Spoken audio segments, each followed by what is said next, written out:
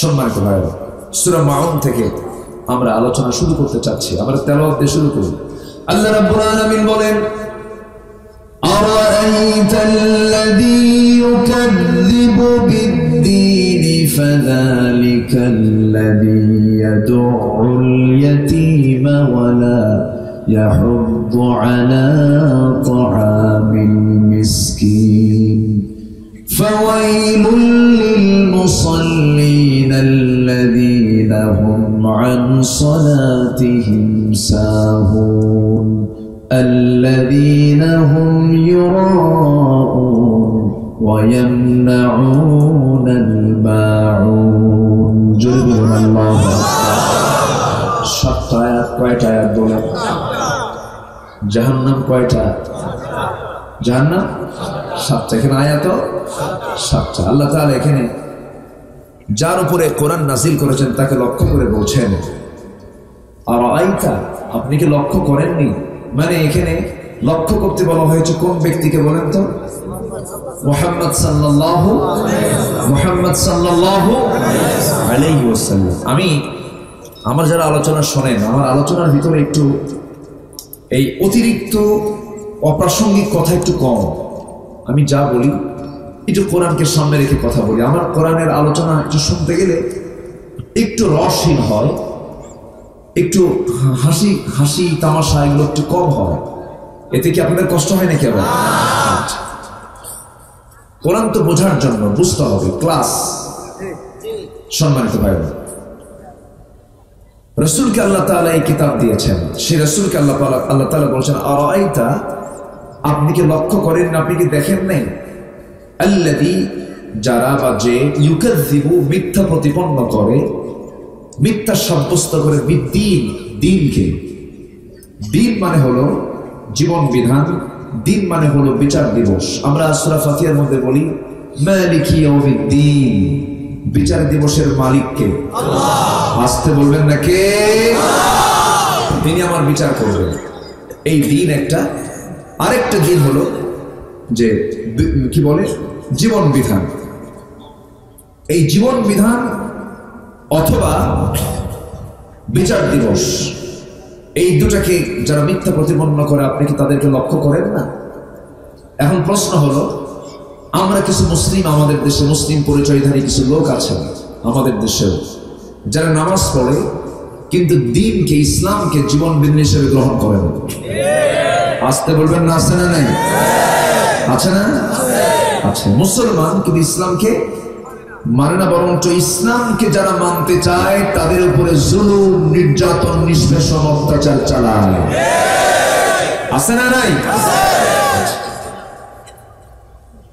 আমার বন্ধুগণ, আল্লাহ রাব্বুল আলামিন রাসূলকে লক্ষ্য করে বলছেন, হে রাসূল, যারা আমার দিনকে, জীবন বিধানকে যারা মিথ্যা প্রতিপন্ন করেছে অথবা বিচার দিবসকে যারা অস্বীকার করে, এই সমস্ত লোকদের চরিত্র হলো কয়েকটা। এর মধ্যে এক নম্বর চরিত্র হলো ফাযালিকাল্লাযী ইয়াদউল ইয়াতীম। এই সমস্ত লোকগুলো এতিমদেরকে ধাক্কায় দেয়, এতিমদেরকে তাড়ায় দেয়, এতিমের মাল মেরে খায়। এমন লোক তো যশোর জেলায় খুঁজে পাওয়া যাবে না, মনিরামপুরে খুঁজে পাওয়া যাবে না, মহাদেবপুরেও আছে না, থাকতেই পারে। আমার বন্ধুগণ, আল্লাহ তাআলা ওই সমস্ত লোকদের চরিত্র এক নম্বর তুলে ধরতে গিয়ে এতিমের মাল মেরে খাওয়ার কথা বললেন। আমার দেশে বিধবা ভাতা আছে, আমার দেশে বয়স্ক ভাতা আছে, আমার দেশে কি যেন আরো কি ভাতা, প্রতিবন্ধী ভাতা আছে। এই সমস্ত ভাতাগুলো গভর্নমেন্ট থেকে দেওয়া হয়। ভালো উদ্যোগ, নিঃসন্দেহে ভালো উদ্যোগ, ভালো কাজ এটা। কিন্তু এই সমস্ত ভাতাগুলো মেরে খাওয়ার লোক আছে না নাই? বিধবা ভাতার তালিকা এক নম্বর হলো চেয়ারম্যানের বউ।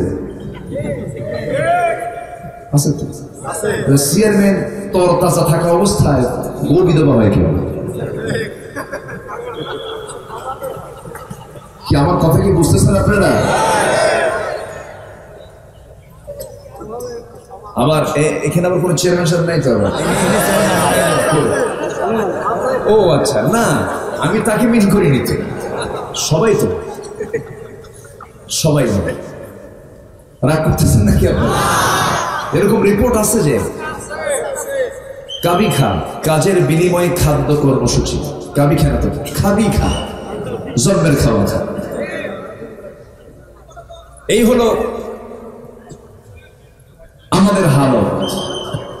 যারা আল্লাহর দ্বীনকে, ইসলামকে যারা জীবন বিধান হিসেবে মানতে চায় না, এদের চরিত্র হলো এরা ইতিমের মাল মেরে খাবে, এরা বিধবার টাকা মেরে খাবে, এরা রাস্তার টাকা মেরে খাবে, বান্দার হক নষ্ট করবে।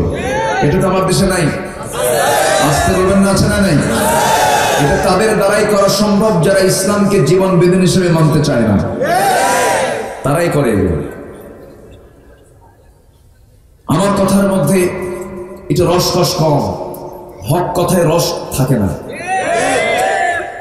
এরা আবার বলে কি জানেন, আলেম হয়ে লাভ কি, হাফেজ হয়ে লাভ কি, তুমি চোর হয়ে লাভ কি,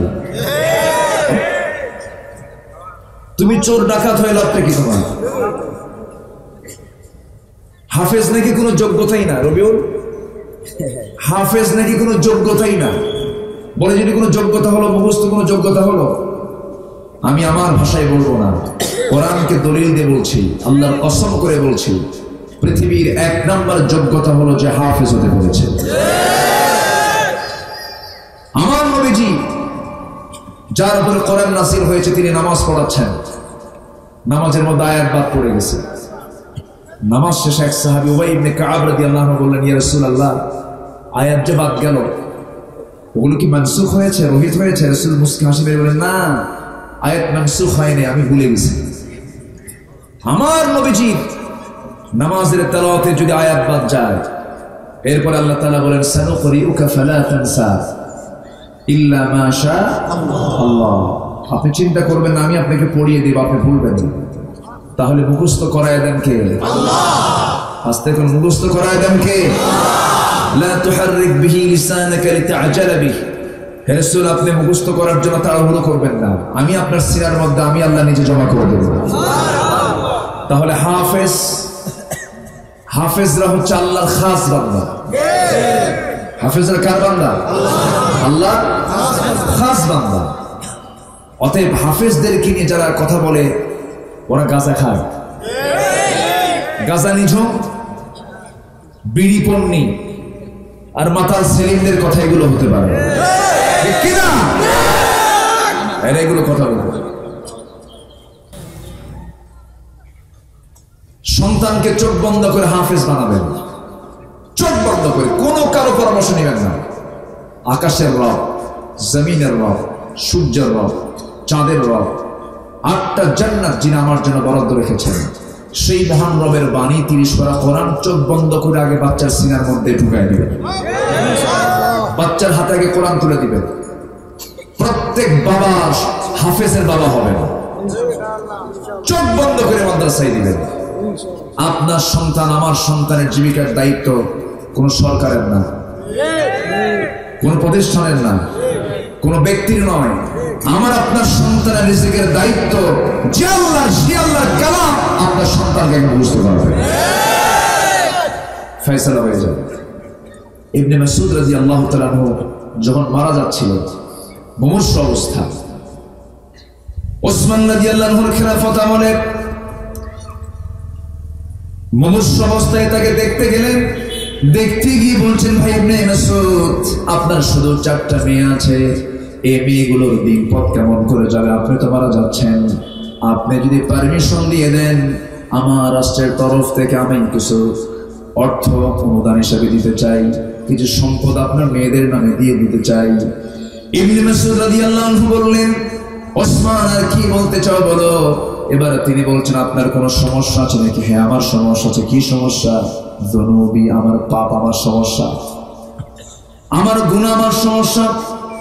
পারিবারিক কোনো সমস্যা আছে নাকি? তিনি বললেন, না, পারিবারিক কোনো সমস্যা নাই, সন্তানদের টাকা পয়সা নিয়ে আমার কোনো সমস্যা নাই, আমার যা আছে আলহামদুলিল্লাহ। আমার সন্তানদের জন্য, আমার মেয়েদের জন্য কোনো কিছুই পাঠাতে হবে না, কোনো কিছুই দিতে হবে না, রাষ্ট্রের পক্ষ থেকে আমি কোনো সাহায্য চাই না।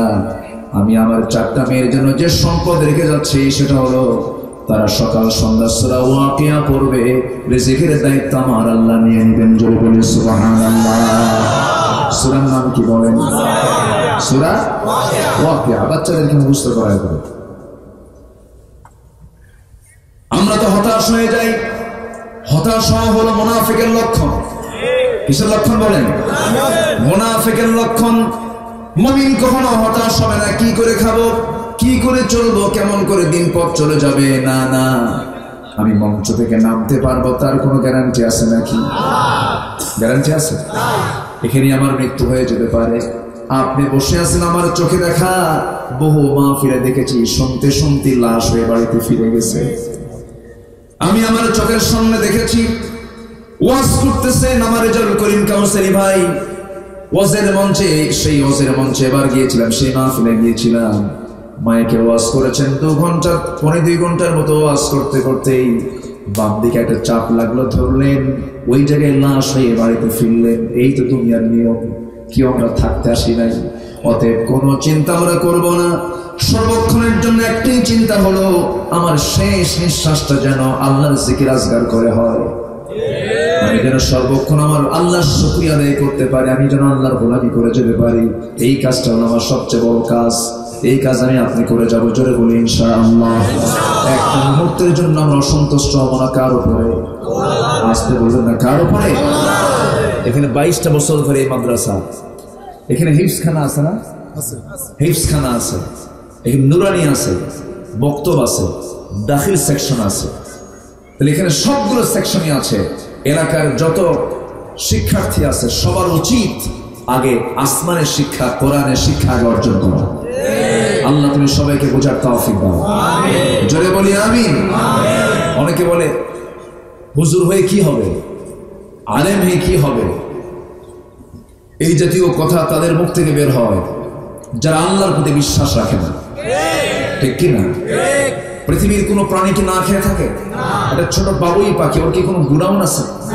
বাবুই পাখি বাসা থেকে বের হয় খালি পেটে, যখন বাসায় ঢোকে কি খালি পেট না ভরা পেট?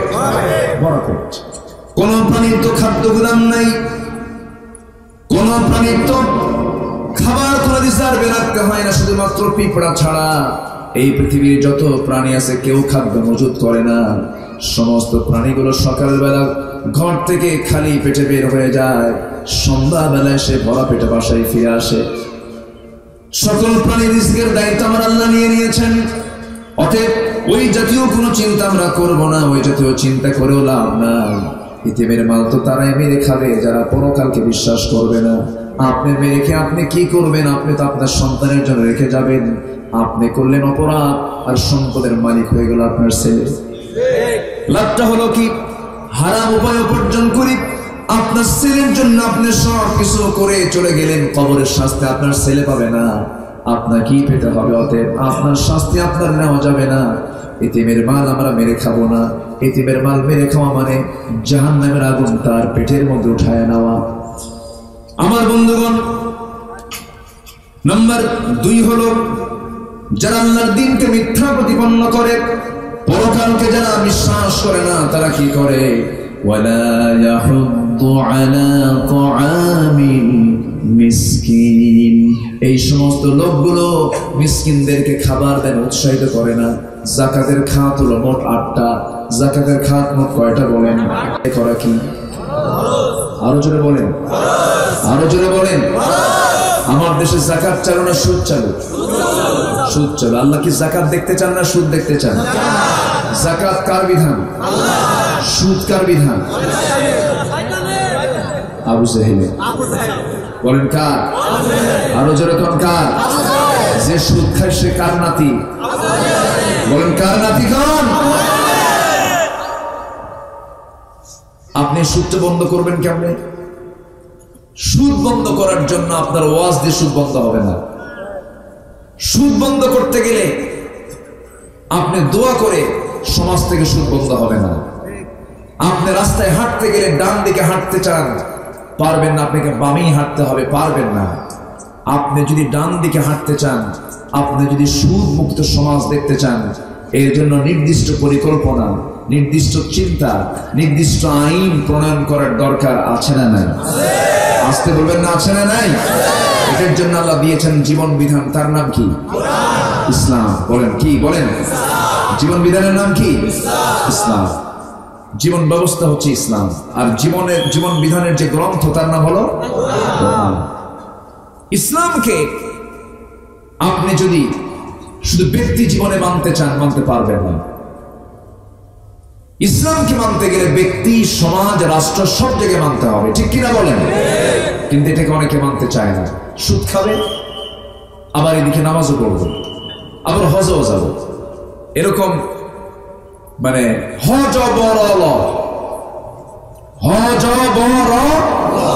এই টাইপের কিছু লোক সমাজে আছে না নাই? আছে। এইরকম সিস্টেম করে কি জান্নাত পাওয়ার কোন সুযোগ ইসলামে আছে? আসতে বলবেন না আছে? এই প্রস্তাব দিয়েছিল আবু জেহেল। বলেছিল মোহাম্মদ শোনো, সুদও থাকুক, তোমার নামাজও থাকুক, আমার লাত মানত ওজ্জাও থাকুক, তোমার আল্লাহও থাকুক, তুমি আমার লাত মানত ওজ্জাকে জায়েজ করে দাও। কথা বোঝেন নাই? মাঝে মাঝে কয় না যে আপনাদের দেবীর কাছে একটু দোয়া চেয়ে নিয়ে নিন, বলেন এরকম বলে না? একটু বলে না? বলে না? এরকম দোয়া চাওয়ার লোক আমাদের দেশে মুসলমান আছে না নাই? এটা কোন আচরণ? মুসলিমের মুখ থেকে এমন জাতীয় কথা বের হতে পারে না, মুসলমান এমন জাতীয় কথা বলতে পারে না। আমার বন্ধুগণ, এই সূরাটা মূলত মুনাফিকদের চেনা সূরা। মুনাফিকদেরকে যদি কেউ চিনতে চায়, ছোট্ট সূরা নামটা যথেষ্ট। এই সমস্ত চিহ্নগুলো মুনাফিকদের চিহ্ন। এরা কি করে? ইতিমের মালগুলো মেরে খেয়ে খেয়ে সব লুট করে ফেলে। আবার পারিবারিক ভাবেও ইতিমের মাল মেরে খাওয়া চাচা বহু আছে। 100 শতক জমি বড় ভাই রেখে গেছে, বড় ভাই মারা গেছে, তার একটা ছেলে ছোট্ট আছে। ছোট ভাই চিন্তা করলো, আমার ভাতিজার 100% যে জমি আমার ভাই রেখে গেছে আমি তাকে দেব ঠিকই, কিন্তু যে সমস্ত দামি দামি জায়গাগুলো, মনিরামপুরের চৌরাস্তার মোড়ের যে দামি 4 শতক জায়গা চাচা দখল করে ভাতিজাকে দিয়েছে জমির মধ্যে, মাঠের মাঝখানে, যেখানে জমির কোনো মূল্য নেই। শতক মিল করছে কিন্তু দাম মিল করে নাই। আছে না নাই? আছে, আছে, এরকম আছে। এই সমস্ত লোক এই সমস্ত কাজগুলো করতে পারে। এরা বান্দার হক নষ্ট করে, ভাতিজার মাল মেরে খায়, বনের সম্পত্তি মেরে খায়। বাপ মারা গেছে, বন জমি নিতে আসে, বনের সঙ্গে তাল বাহানা করে। এমন ভাই মনে হয় মনোরামপুরে নাই? বন আসতে আসতে পায়ের জুতা ক্ষয় হয়ে গেছে, বারবার আসে, ভাই ভাই বাপ মা তো অনেকদিন আগে মারা গেল, জমিগুলো বুঝে দাও। তখন ফতোয়া দেয়, শোনো, তোমরা কি জানো না, যে নাই অংশ সে হয় ধ্বংস। দেখছেন কি ফতোয়া দিচ্ছে? কোথায় যাবে? যে নাই অংশ সে হয় ধ্বংস। দেখেন কি একটা ফতোয়া। এটা কি ফতোয়া কি আল্লাহর পক্ষ থেকে না আসছে, না শয়তানের পক্ষ থেকে আসছে? বোন যদি সম্পদ নিতে আসে, ভাইদের চেহারা অন্যরকম হয়ে যায়, চোখ বড় বানায় ফেলে। যাদের বনের সম্পত্তি দিতে বুকে বাঁধে, বনের সম্পত্তি ভাগ করে দিতে যে সমস্ত ভাইদের মধ্যে কৃপণতা সৃষ্টি হয়, ভাবতে হবে ও মুনাফিক হয়ে গেছে। কি হয়েছে? মুনাফিক হয়ে গেছে। আমার এই ওয়াজগুলো কি করার দরকার আছে না? আসতে বলবেন না? আছে না নাই? আমার বন্ধুগণ, যাকাতের খাত হলো 8টা। ইন্নামাস সাদাকাতু লিল ফুকারাই ওয়াল মাসাকিন। এর মধ্যে প্রথম 2টা খাত হলো মিসকিন ফকিরদের জন্য। তোমার যে সম্পদ থেকে যে যাকাতটা হয়েছে তা তুমি তাদেরকে বুঝাইয়া দাও।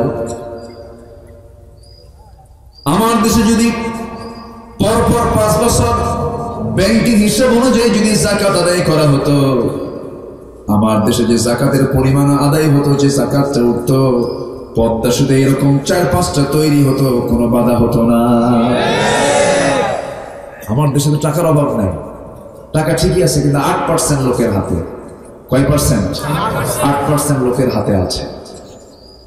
সবকিছুই সম্ভব ছিল, কিন্তু কি করবেন, আমার দেশের মানুষ এত দেশকে ভালোবাসে, 14 লক্ষ কোটি টাকা দেশ থেকে পাচার হয়ে গেছে। কি মহব্বত, তাই না? দেশপ্রেম বুঝায়, এটা দেশপ্রেমের লক্ষণ নয়। যারা দেশের টাকা বাইরে পাচার করে তারা কি দেশের বন্ধু না দুশমন? বন্ধু না দুশমন?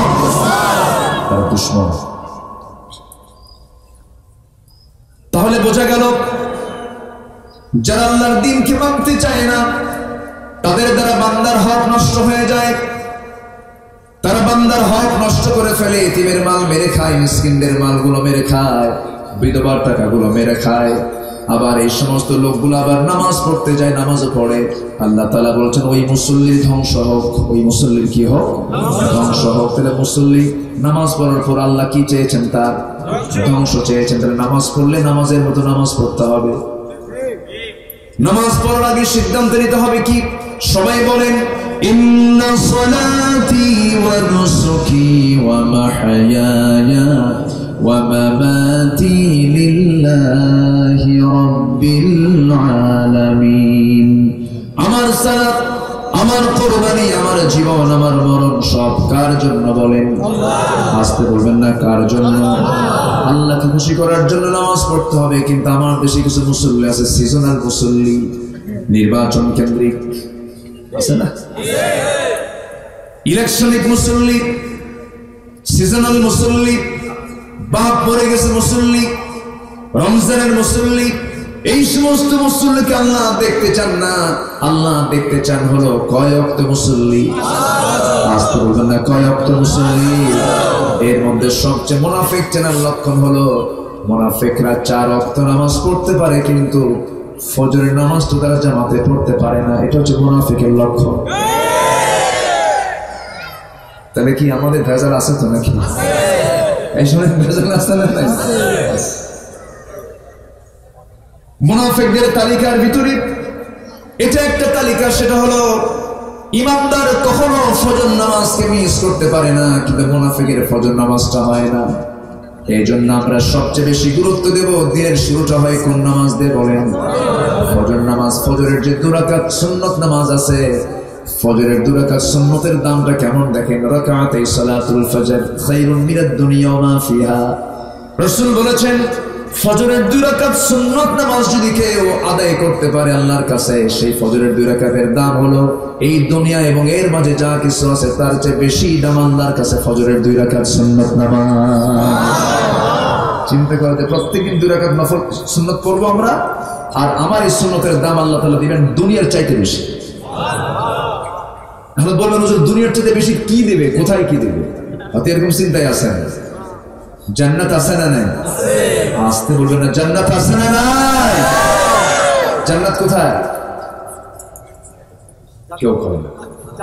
এই জান্নাত, জান্নাত তো জান্নাতি, জান্নাত লোকেশনটা কোথায়? লোকেশন থাকে না, লোকেশন দেন গুগলে, একটু গুগলে লোকেশন মার, জান্নাত কই দেন, গুগলে দেন, গুগলকে জান্নাত দেখাতে পারবে? জান্নাত এই গুগল দেখাতে পারবে, জান্নাতের লোকেশন গুগল দেখাতে পারবে না। জান্নাতের লোকেশন পৃথিবীর কোন ডিভাইস দেখাতে পারবে না। জান্নাতের লোকেশন দেখাতে পারবে কোরআনে কারীম। জোরে বলি সুবহানাল্লাহ। জান্নাত আছে না নাই? জান্নাত ডানেও নাই, বামেও নাই, পিছনেও নাই, নিচেও নাই। জান্নাত আছে। কি কথা কি বোঝা গেল? উপর উঠতে কি লাগে? বিমান। হ্যাঁ, ছোট বাচ্চা বলছে বিমান। তাহলে বিমানে শুয়ে যাবা জান্নাত? এই যে দেখেন, ও এই ছেলে না, ব্যাপক জানো তো। বিমানে চড়বা ঠিক আছে, কিন্তু বিমান তো আমাদের তৈরি, এটা আমাদের বুদ্ধি দিয়ে বানাইছে, এটা দিয়ে নির্দিষ্ট একটা জায়গায় যাওয়া যাবে। কিন্তু চাঁদের দেশে নীল আর্মস্ট্রং গিয়েছিলেন 70 দশকে। সেই বিমানে, সেই রকেটে চড়ে তিনি চাঁদের দেশ ঘুরে এসেছেন। কিন্তু আপনি যদি জান্নাত পেতে চান, সেই জান্নাত তো এই আকাশে না, এই আকাশের নিচে তো বহু কিছু আছে। এই তারকা, এই সূর্য, এই গ্যালাক্সি, এই ব্ল্যাক হোল, এক একটা তারকা আছে সূর্যের চাইতে 33 কোটি গুণ বড়। জোরে বলে সুবহানাল্লাহ। কত কোটি? 33 কোটি। একটা সূর্যের চাইতে তার বড়ত্ব হলো 33 কোটি গুণ বড়। যে সূর্য আমরা প্লেটের মতো দেখতে পাই, এটা হলো আমার থেকে, এই পৃথিবী থেকে 228টি দেশের এই পৃথিবী থেকে 13 লক্ষ গুণ বড়। আর সেই 13 লক্ষ গুণ থেকে আবার সূর্য হলো কি বলে, ওই তারকা ব্যাটেল জুইস নামে একটা তারকা 33 কোটি গুণ বড়। এরকম কোটি কোটি তারকা নিয়ে এক একটা গ্যালাক্সি। আবার মহাশূন্যে এরকম রয়েছে অসংখ্য গ্যালাক্সি। আল্লাহু আকবার। যদি কেউ নিকটবর্তী তারকার দেশ, একটা তারকা আছে নিকটবর্তী তারকা প্রক্সিমা সেন্টারাই, এখানে যদি কেউ যেতে চায় বিমান দিয়ে হবে না বাবা, লাগবে হচ্ছে অ্যাপোলো 11 দ্রুতগামী একটা যানবাহন, রকেট, খুব দ্রুত চলে যায়। অ্যাপোলো 11 যদি কেউ চলে যায়, যার ঘন্টার গতি হলো 39,000 কিলোমিটার, 39,000 কিলোমিটার, ওই তারকার দেশে যদি কেউ যেতে চায় এই যানবাহনে চড়ে, যার ঘন্টার গতি হলো 39,000 কিলোমিটার, তার যেতে সময় লাগবে হলো, তারকা এত দূরে, ওটাই পৃথিবীর সবচেয়ে নিকটবর্তী তারকা, সময় লাগবে 1,15,000 বছর মাত্র। কে কে যাবেন কম? এই যাবা কেমন যাবো বিমান? দুনিয়ার বিমানে চলবে না। আমার রাসূল যে বিমানে চড়েছেন, বোরাক, রফরফ, আল্লাহু আকবার, আল্লাহু আকবার। আমার রাসূল জান্নাত দেখেন নাই? এই দুনিয়া দেখছেন নাকি জান্নাত? মেরাজে গেছেন, আরশ আজিমে গেছেন, ওখানে জান্নাত দেখেছেন, জাহান্নাম দেখেছেন। জোরে বলি সুবহানাল্লাহ।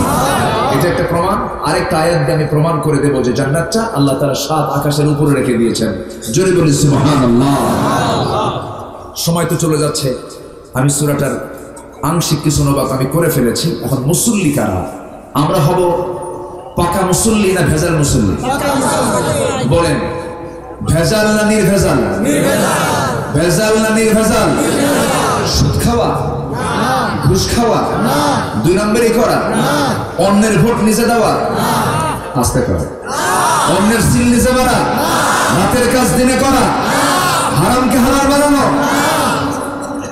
হালালকে হারাম বানানো। আমরা হব সলিড মুসল্লি। জোরে বলি ইনশাআল্লাহ। নামাজ হবে কয় ওয়াক্ত? 5 ওয়াক্ত। নামাজ শুরু যখন করি তখন কি বলি? আরো জোরে। নামাজের মধ্যে একটা স্লোগান আছে, কি? আজান একটা স্লোগান আছে, কি? আচ্ছা, এরপরে জন্মের সময় আমার কানে একটা দেওয়া হয়েছে স্লোগান, কি? আচ্ছা, এরপরে যখন সিট হয়ে সোজা হয়ে যাবে, জানাজা যখন শুরু হবে তখন স্লোগান কি? আল্লাহু আকবার। তাহলে জন্মে আল্লাহু আকবার, মৃত্যুতে আল্লাহু আকবার, নামাজে আল্লাহু আকবার, আজানে আল্লাহু আকবার। সমাজে আল্লাহু আকবার বলতে তো অসুবিধা কি? আস্তে কোন জোরে কোন, ঠিক কিনা? জন্মে লাগলো, মৃত্যুতে লাগলো, আজানে লাগলো, নামাজে লাগলো, গরু জবাই করতে লাগলো, সমাজে আল্লাহু আকবার বলতে যাদের অসুবিধা, তাদের ঈমান বিতর্কিত, তাদের জন্ম বিতর্কিত।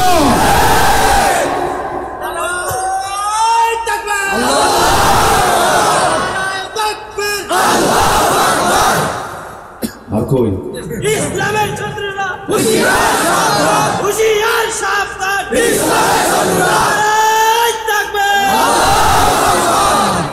এই শব্দ শুনে যারা ভয় পায়, ভাববেন ওর মধ্যে মুনাফিকি চিন্তা আছে। এটা হচ্ছে আমার প্রাণের স্লোগান, এটা আমার জীবনের স্লোগান, এটা বদরের স্লোগান, উহুদের স্লোগান, রাসূলুল্লাহর স্লোগান। এই স্লোগান দিয়ে আমরা বাঁচতে চাই, এই স্লোগান দিয়ে আমরা মরতে চাই। আমাদের গতি কেউ রোধ করতে পারবে না। মুসলমান সামনে যায়, পিছে যায় না। মুসলমান মরতে জানে, মুসলমান শহীদ হতে জানে, হাসতে হাসতে জেলখানায় যেতে জানে। এটা নবীদের সুন্নাহ। কার সুন্নাহ? জুলাইখাকে যখন কি বলে, ইউসুফ আলাইহিস সালামকে যখন জেলখানায় নিয়ে যাচ্ছে, মুস্কি মুস্কি হাসি মারেন। চেহারা তো খুব সুন্দর, বুঝেন না? এত সুন্দর চেহারা, এই চেহারাই হয়ে গেছে তার পরীক্ষা। সুন্দর চেহারার মানুষ হাতটা উঁচু করে হাসতে হাসতে জেলখানার দিকে যাচ্ছে। সবাই বললো, মানুষ কোনদিন জেলখানা হাসতে হাসতে যায়? জেলখানায় ভালো। কেন ভালো? জেলখানায় যাওয়া এই জন্য ভালো, দুনিয়ার ফিতনা থেকে বাঁচা যাবে। কেন? এই দুনিয়াতে বেঁচে থাকলে কত ঝামেলা, আর জুলাইখার ডিস্টার্ব অন্তত থাকবে না। সুবহানাল্লাহ। তাহলে ইমানদারের কোনো ভয় আছে? কোনো টেনশন আছে? ওদের ভিতর আর বাইরে সব সমান। নামাজ পড়তে হয় ভিতর বাইরে সব জায়গায় কয় ওয়াক্ত? আমার বন্ধুগণ, ইমানদারের জীবনে কোনো ভয় নাই। খুবাইব ইবনে আদি তার বড় প্রমাণ। তিনি যখন দুনিয়া থেকে বিদায় নেবেন, তাকে গ্রেফতার করা হলো। জেলখানায় আটকে রাখা হলো। বলা হলো খোবাইব ইসলামটা ছেড়ে দাও। বললেন আমি ইসলাম তো ছেড়ে দেওয়ার জন্য গ্রহণ করি নাই, দুনিয়া থেকে বিদায় নেব, ইসলাম ছাড়বো না। খাবার বন্ধ করে দেওয়া হলো। খাবার বন্ধ করলে কি হবে? শেষ পর্যন্ত খোবাইবের খাবার বন্ধ করে দিয়েছে দুনিয়ার মানুষ। আসমান থেকে তার খাবার বরাদ্দ হয়ে গেছে। তার দায়িত্বপ্রাপ্ত একজন ব্যক্তি তাকে পাহারা দেয়। সে দেখে শেষ রাত্রিতে খোবাইব আল্লাহর কালাম সুন্দর করে তেলাওয়াত করেন। তার সামনে কে যেন আঙ্গুরের ছড়া ঝুলাইয়া রাখে। 1 টাকার আঙ্গুর 30 মুখে নেন আর আল্লাহর কালাম তেলাওয়াত করেন। 3 মাস 4 মাস একটানা খাবার বন্ধ, কিন্তু খোবাইবের চেহারা এত সুন্দর হয়ে যায় কেন? সবার কাছে প্রকাশ পেয়ে গেল খোবাইবকে আল্লাহ তাআলা তার নিজের তরফ থেকে খাবার পাঠায় দেয়। সবাই সিদ্ধান্ত নিল না না আর দেরি করা যাবে না, খোবাইবকে আমরা দুনিয়া থেকে বিদায় করে দেব। মাস্টারের প্ল্যান হয়ে গেছে। বলা হলো খোবাইব তুমি তো আমাদের একই বংশের মানুষ, একটু মাথা নত করে আমাদের দিকে চলে আসো। খোবাইব বললেন জান দেব, ঈমান দেব না, কারণ ঈমান এমন একটা সম্পদ, আমাকে ঈমান নিয়ে জান্নাতের চাবি খুঁজতে হবে। আমি জীবন দিয়ে দেব। ফাঁসির অর্ডার হয়ে গেল। হাত বাঁধা হলো, পা বাঁধা হলো। শুনে চলে তাকে দুনিয়া থেকে বিদায় করা হবে। তার আগ দিয়ে হাত বাঁধার আগ দিয়ে তাকে বলা হলো খোবাইব তুমি তো আমাদের আত্মীয়, সেই হিসাবে একটু বলতে চাই শেষ ইচ্ছা কি তোমার? কি তোমার পূরণ করবো আমরা? কারোর সঙ্গে তুমি দেখা করতে চাও নাকি? ছেলে মেয়ে আছে, বউ বাচ্চা আছে। খোবাইব বলছে দুনিয়ার কারোর সঙ্গে সাক্ষাতের আমার ইচ্ছা নাই, আমাকে যদি একটু সাক্ষাতের সুযোগ দিয়ে দাও, ওযু বানাবো, নামাজে দাঁড়াবো। আল্লাহ তাআলা বলছেন ওই সমস্ত বান্দার জন্য আমি জান্নাত রেখে দিয়েছি। ওই সমস্ত মুসল্লি কোন মুসল্লি? قد أفلح المؤمنون الذين هم في صلاتهم خاشعون والذين هم عن اللغو معرضون والذين هم للزكاة فاعلون جل الله أكبر।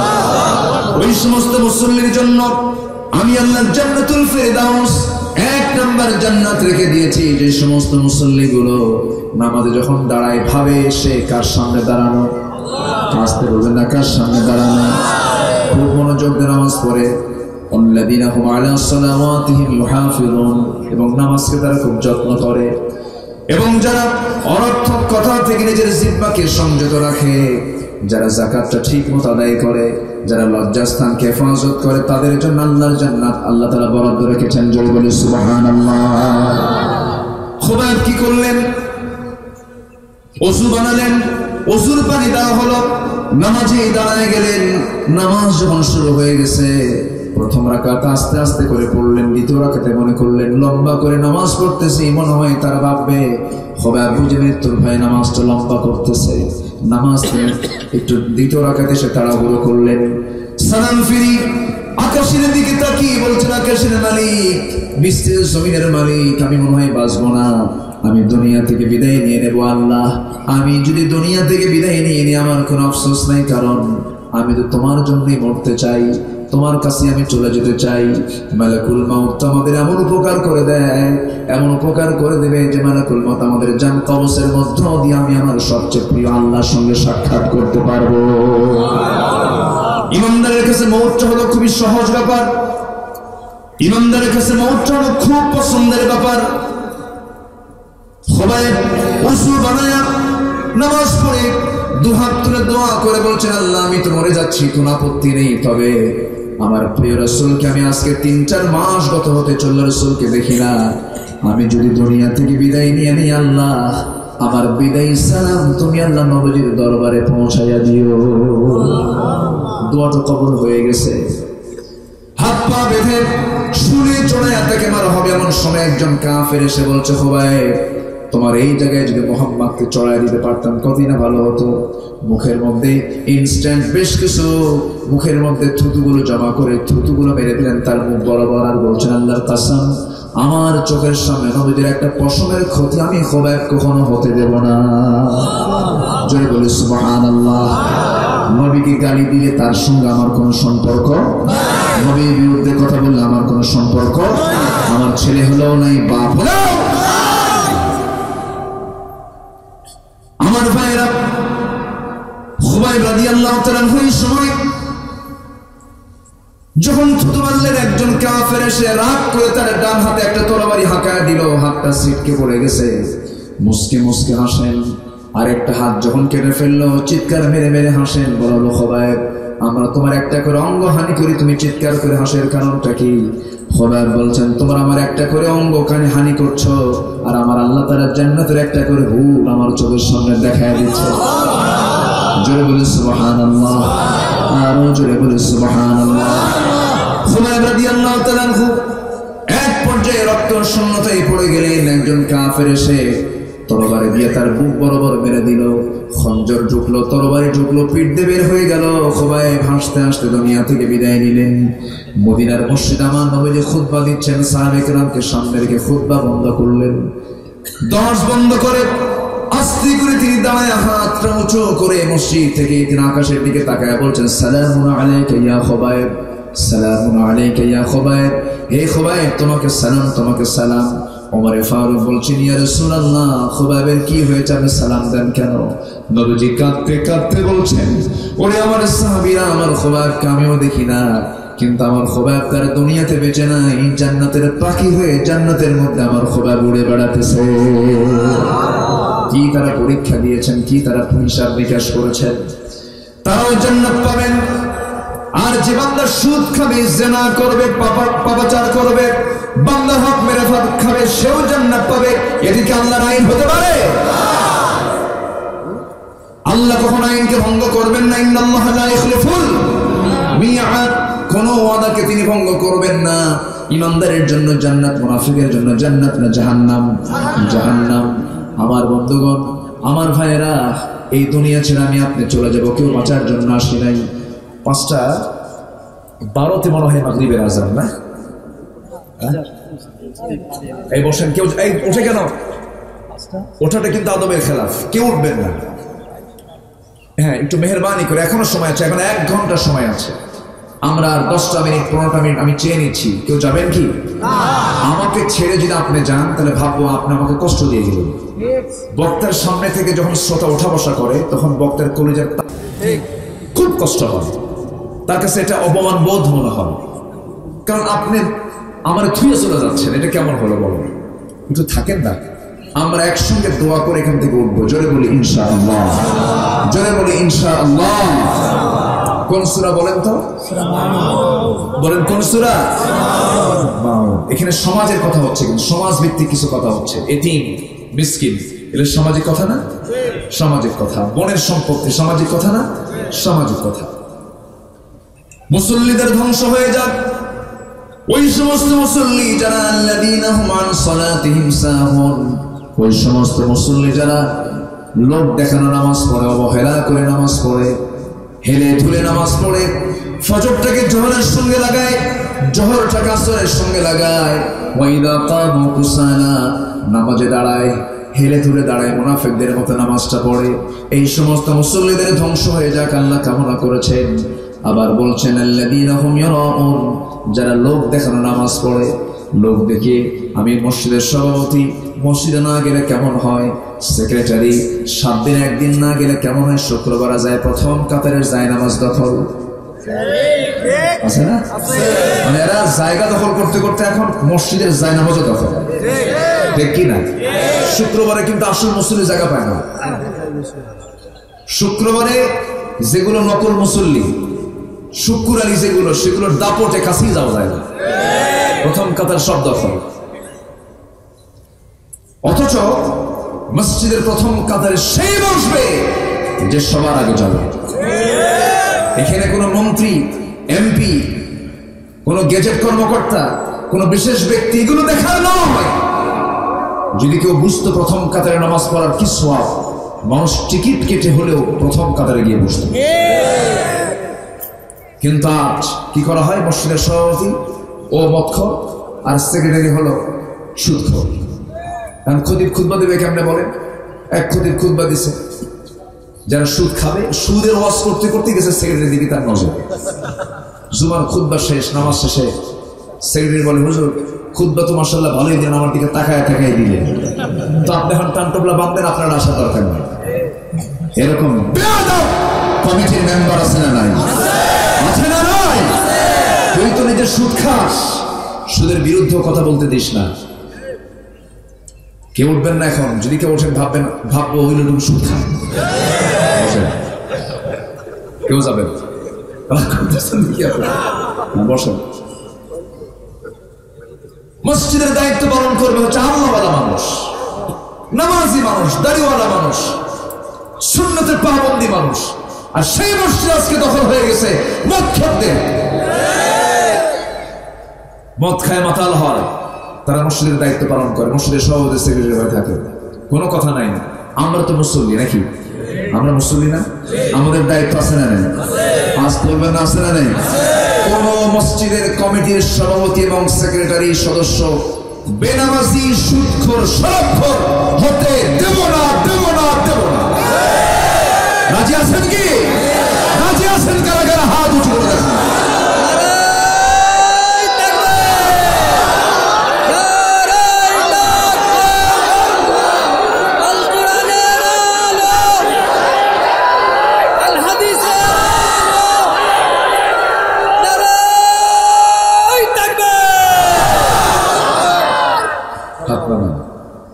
মসজিদকে নাপাক বানায় দিছে এরা, ঠিক কিনা? এরা বোঝে না যাকাতের টাকা মসজিদে দেয়, বোঝে না তো? আছে তো আল্লাহর যাকাত দেয়, যাকাত কি আল্লাহ খাবে? আল্লাহ না খায় থাকে? আল্লাহর অভাব? যাকাত হচ্ছে গরিবের হক। যাকাত কার হক? বান্দার হক। মসজিদে দিতে হবে সলিড দান, দান করতে হবে, আল্লাহর ঘর। আল্লাহ বলছেন কি আমার ঘর বানায় দিবি, আমি তোকে জান্নাতের ঘর বানায় দেব। এত দামি ঘর, আর সেই ঘরকে আজকে কলঙ্কিত করছে এই সমস্ত নাপাক লোকেরা। ওদেরকে বারান্দায় ঢুকতে দিবেন না নেতৃত্ব দেওয়ার জন্য। আবার ভুল বুঝবেন, এই ক্যামেরা উল্টা পাল্টা আবার লিখো না কিছু। জোর জোর ওয়াজ করে গেছে যে যারা সুদ খাবে তাদেরকে বারান্দায় ঢুকতে দিবেন না মসজিদে, এটা ভুল কথা। আমি এটা বুঝাই নাই। যারা সুদের নেতৃত্ব দিয়ে মসজিদের নেতৃত্ব দেবে তাদেরকে বের করে দিতে হবে, ঠিক কিনা? মসজিদ সবার জন্য, মসজিদে আসবে সবাই, কিন্তু নেতৃত্ব কোনো সুদখোর, শরাবখোর, বেনামাজি, পর্দা অবলম্বন করো না, বউকে নিয়ে নাচায়, এরকম আছে না নাই? বইয়ের ছবি ফেসবুকে পোস্ট করো, বইয়ের ছবি তুলে ফেসবুকে অর্ধলগ্ন করে, কি বলে, লিপস্টিক লাগায়া, আইব্রো আশকারা মাস্কারা সবকিছু লাগায়া একদম অর্ধলগ্ন করে ফেসবুকে পোস্ট দিয়া লেখে, প্রিয় বন্ধুরা আসুন আমরা আমার বউটাকে জামাতের সাথে দেখি। যেরকম নাউজুবিল্লাহ, এরকম কিছু বেকুব মার্কা কিছু লোক আছে না নাই? তোর বউ তুই ঘরের মধ্যে দেখ, তুই মানুষকে দেখায় সমাজ নষ্ট করবি, ঠিক কিনা? বউ কি পাবলিক জিনিস না পার্সোনাল? পার্সোনাল। আল্লাহ তুমি সবাইকে বোঝার তৌফিক দাও, জোরে বলি আমিন। সবার বাড়িতে মা বোন আছে না নাই? পর্দা করা কি? আরো জোরে, পর্দা করা কি? ফরজ। পর্দা করবে না নারী আর দায়ুস খেতাব পাবেন আপনি। অতএব আপনি জাহান্নামে যাবেন তার কারণে কেন? শাসন করতে হবে। লা তারফা আসাকা আন আহলিক, পরিবারকে শাসন থেকে গুটিয়ে রাখবেন না, শাসনের উপরে পরিবার রাখতে হবে। বউকে বলতে হবে আমার যদি বউ থাকতে চাও তুমি, তোমাকে অবশ্যই পর্দা করিতে হইবে, এটা তোমার ফরজ ইবাদত। কারণ তুমি করবা না, আমি জান্নাতে যাবো নাকি? যদি না করো পর্দা, গো টু। আস্তে কম করো, ঠিক কিনা? যে আল্লাহর ফরজ বিধানকে লঙ্ঘন করবে তার সঙ্গে আমার সম্পর্ক নাই। সোজা কথা। আসিয়া সম্পর্ক রাখছে? এই আসিয়া স্বামীর সাথে সম্পর্ক রাখছে নাকি? আসিয়া বলছে আমার স্বামী আপনি ইসলাম মানবেন না, আমি ইসলাম মানি। ফেরাউন বলছে তুমি যদি ইসলাম মানো মেরে ফেলো। মেরে ফেলো, তাও আমি নাই, তোমার সঙ্গে আমি থাকতে পারবো না, আমি ইমান ছাড়তে পারবো না। হাসতে হাসতে করাতের তলে নিজের জীবনটা বিলীন করে দিয়েছেন, তবুও তিনি ইমানকে বিলীন করেন নাই। আল্লাহু আকবার। বউ কথা শুনবে না মানে বউ কেন কথা শুনবে না? বউ শুনবে কথা, জোরে বলি ইনশাআল্লাহ। কিন্তু আমরাই ভালো না। বউ কি করি জানেন? কোন আত্মীয় স্বজন আসলে পরে বউ কাকে পাঠায়, দেখতো কি আসছে, দেখতো বউ পাঠায় দেয়। আসে না এরকম বউ পাঠানোর লোক? আসে না? নাই।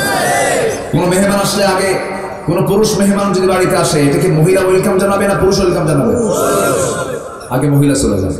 যা দেখতো কি আসলো, আসছে স্বামীর হলো বন্ধু, কি কথা ইসলামিক ভাষা দেখে মনে হয় শয়তান দেখতে হইল, ঠিক কিনা? এগুলো কি? এই সমস্ত নেকামিগুলো পরিবার থেকে বন্ধ করা দরকার। ফোন, মোবাইল, এটা মারাত্মক একটা ভাইরাস। কোনো বাচ্চার হাতে ডিভাইস দিবেন না, বাচ্চারা নষ্ট হয়ে যাচ্ছে। বাচ্চাদের এলেম, কালাম, ঈমান সব নষ্ট করার জন্য এটা যথেষ্ট। আল্লাহ তুমি সবাইকে হেফাজত করো, জোরে বলি আল্লাহুম্মা আমিন। সবার পরিবারকে জাহান্নাম থেকে বাঁচাতে হবে। কু আনফুসাকুম ওয়া আহলিকুম নারা, নিজে বাঁচো, পরিবারকে আগে বাঁচাও। আখির জামানায় আগে আমার পরিবারকে সময় দেবো আমরা, জোরে বলি ইনশাআল্লাহ। আমার পরিবারের কোনো ছেলে মেয়ে বেনামাজি থাকবে না, পর্দাহীনা থাকবে না, পর্দাশীল অবস্থায় থাকবে। আমার বউ বিনা প্রয়োজনে বাইরে কোনো কাজে বিনা প্রয়োজনে ঘোরাফেরা করার কোনো দরকার নাই। আমার কথা কি বোঝা যাচ্ছে? কথাগুলো বোঝা যাচ্ছে? যদি যেতেই হয় আপনার সাথে নিয়ে যাবেন। নিজের স্ত্রী একা ছেড়ে দিবেন না, আপনার ছেলেকে সাথে দিবেন, আপনি সাথে যাবেন। এমনকি হজের সফরেও আল্লাহ তাআলা হজ করতে মেয়েদেরকে একা যেতে মানা করেছেন না জায়েজ করেছেন? মানা করেছেন। অতএব অবশ্যই মেয়েদের জন্য একজন সার্বক্ষণিক একজন পাহারাদার দরকার আছে না? স্বামী অথবা নিজের ছেলে অথবা বাবা, একজন গার্ড। মানে মেয়েরা তো রাজধানী, বোঝেন নাই? একটা গার্ড, বডিগার্ড তার সঙ্গে থাকবে। কিন্তু মেয়েরা বলে না, নো বডিগার্ড, আমি একাই 110। আছে না নাই? কালকে আমি মামা ফেরিঘাট পার হয়ে আসতেছিলাম পদ্মা দিয়ে। পদ্মা পার হয়ে দেখি একটা প্রাইভেট কার মেরে দিয়েছে। সেই প্রাইভেট কারের যাত্রী হলো তিনজনে মহিলা, ড্রাইভার সহ সিটে পড়ে আছে। খাইছে 3 বোতল। খাইছে কয় বোতল? 3 বোতল। 3টা খাইছে। খায়া ট্রাক যাচ্ছে সামনে, ও পিছন থেকে ট্রাকের পিছনে দিছে মেরে। কথা বোঝেন নাই? এই হচ্ছে আজকে সমাজের চিত্র। এগুলোকে বন্ধ করার জন্য শুধু ওয়াজ করলে হবে না, ইসলাম দ্বীনকে সমাজে প্রতিষ্ঠার সংগ্রামে ঝাঁপিয়ে পড়তে হবে মুসলমান। আল্লাহ তুমি সবাইকে আঞ্জাম দেওয়ার তৌফিক দিয়ে দাও, জোরে বলি আল্লাহুম্মা আমিন। আজান হবে, নামাজ হবে। আমি আজকে দেখতে চাই নামাজ পড়বেন কারা কারা, হাত তুলে দেখান। নামাজ পড়বেন কারা কারা, হাত সবাই তোলেন। সময় বেশি নাই, আজকে এখানে নামাজ পড়বো আমরা। নামাজ না পড়ে কেউ যাবেন, হাত তোলেন দেখি। বলেন ইয়া আল্লাহ, আমাদেরকে 5 ওয়াক্ত সালাত আদায় করার তৌফিক তুমি আল্লাহ দিয়ে দাও, জোরে বলি আমিন। আরো জোরে আমিন। হাত নামান। হাত তুলেছিলেন যারা, তারা কি মাদ্রাসাকে ভালোবাসেন? মসজিদকে ভালোবাসেন? এই যে বিশাল একটা এরিয়া তারা গড়ে তুলেছেন এই মাদ্রাসার জন্য, আমরা কি আমাদের কষ্টার্জিত অর্থ থেকে কিছু আমরা দিতে পারবো না? সবাইকে দিবেন। একটু দয়া করে, আমি বেশি ঝাঁকাবো না। আপনি দিবেন, আল্লাহকে দিবেন। আল্লাহকে সাক্ষী রেখে আপনি আড়ালে দিবেন, গোপনে দিবেন। আপনি করবেন দান, পুরস্কার দেবেন কে? আল্লাহ। চাদর যাচ্ছে, ব্যাগ যাচ্ছে, আমরা সবাই অবশ্যই দেব। উঠে আপনি মাহফিলের পরিবেশকে নষ্ট করবেন না, বসেন, একটু বসেন, মেহেরবানি করে 5টা মিনিট বাবাজি, 5টা মিনিট বসেন, উঠবেন না, পরিবেশকে নষ্ট করবেন না, দয়া করে। আমি করজের বিরোধী জানেন, 5টা মিনিট। এরপরে আমি ছোট্ট একটা মনোযোগ দিয়ে দেবো, আমরা নামাজে দাঁড়িয়ে যাবো। জিকির করেন সুবহানাল্লাহ আলহামদুলিল্লাহ। দ্রুত পকেটে হাত দেন, দ্রুত পকেটে হাত দিয়ে, নিজের পকেটে কিন্তু অন্যের পকেটে না, নিজের পকেটে হাত দেন। জিকির করেন সুবহানাল্লাহ।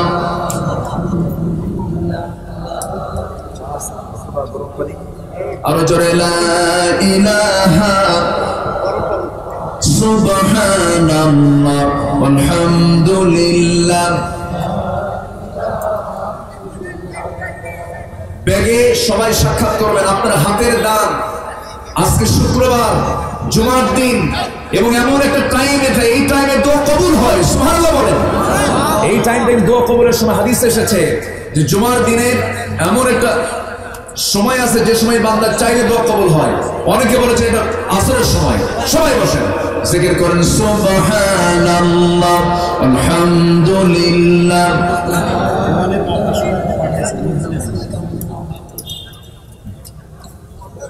ব্যাগগুলো কোথায়? ব্যাগগুলো নিয়ে আবার পিছনে দৌড় মারে না তো? হ্যাঁ, তাড়াতাড়ি আসেন, জিকির করেন সুবহানাল্লাহ আলহামদুলিল্লাহ। আমার মা বোন যারা আছেন, আপনাদের ভিতর থেকে কিছু মা বোন দাঁড়িয়ে ওঠে নিজ দায়িত্বে মাদ্রাসার জন্য যে যা পারেন সবাই দিবেন। জিকির করুন সুবহানাল্লাহ আলহামদুলিল্লাহ, আরো জোরে লা ইলাহা ইল্লাল্লাহ সুবহানাল্লাহ আলহামদুলিল্লাহ।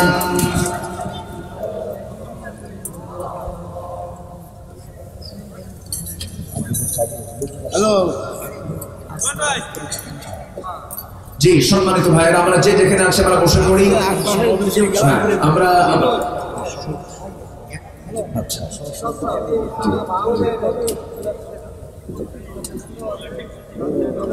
আজকে মাহফিলের সম্বন্ধে সভাপতি মহোদয় শুধু সবার সমাপ্তি ঘোষণা করবেন, এরপর আমরা ছোট্ট দোয়ার দিকে চলে যাবো ইনশাআল্লাহ।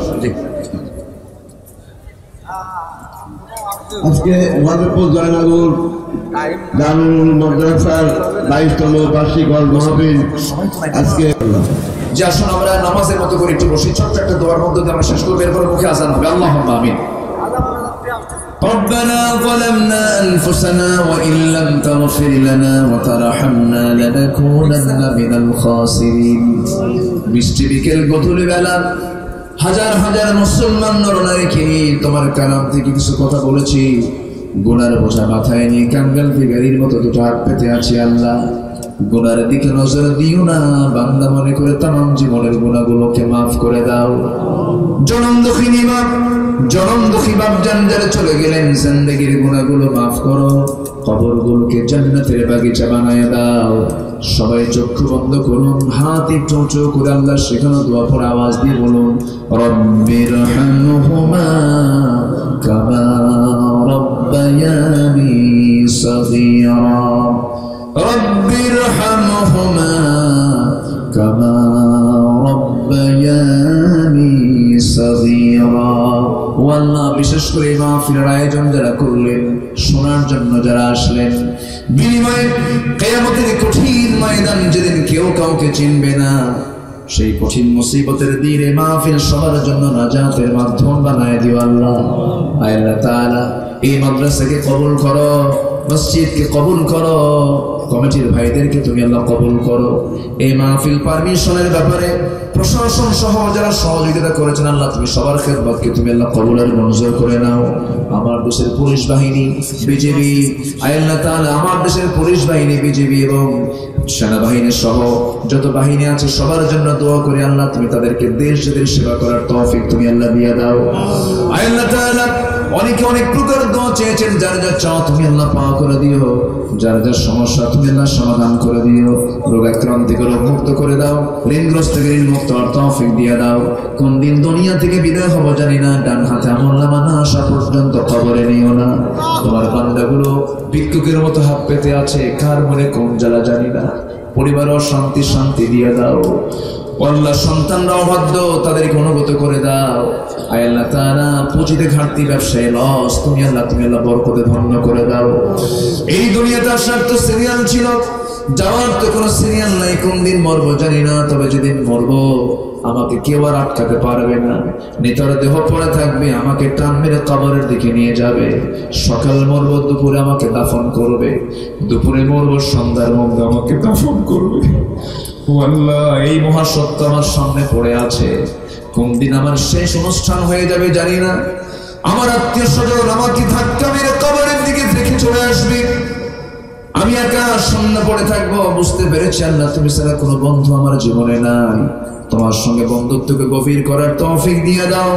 মওতের সময় যখন চলে আসবে সাবারে জারি করে দিও লা ইলাহা ইল্লাল্লাহু মুহাম্মাদুর রাসূলুল্লাহ। যাদের ওযু আছে সোজা কিবলামুখী হয়ে যাবে।